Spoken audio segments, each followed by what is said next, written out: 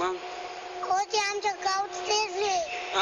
गावाच्यातले गावाचं डावे राष्ट्रवादीचे असू नाही तर काँग्रेसचा असू आम्हाला काय पाडण्याचं कारण आहे. गावातलं ते आपला विरोध नाही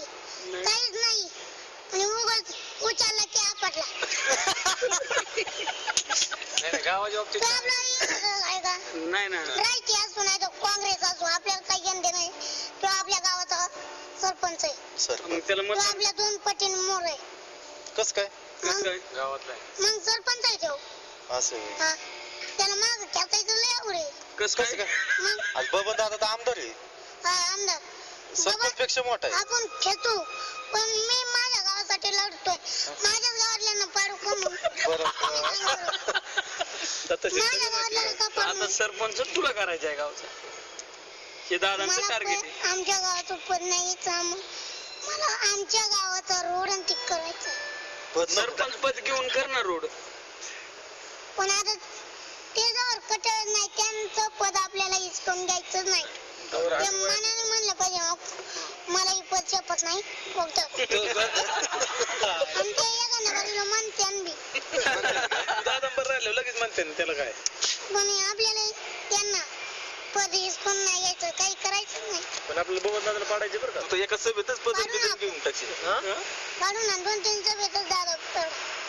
बबन दादा असं समजायचं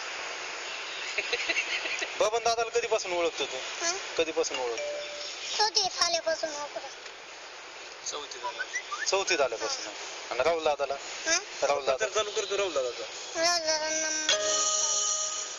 दादांविषयी मला ऐकलंय ना? म्हणून म्हणलं राहुल दादा दादा तर सांगितलं मागायचं फक्त राहुल दादा म्हणायचं दादा नाही म्हणायचं दादा लई लय दादा. हे नव्हे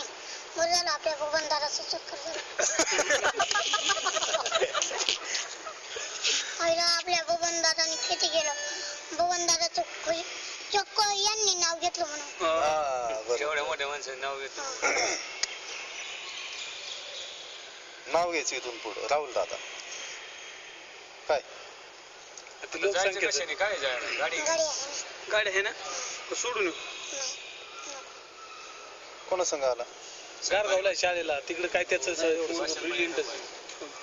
मी जर टाकलेलं असतं तर हे तर मला घेता आलं असतं नसतं ना झी 24 तास रहा एक पाऊल पुढे.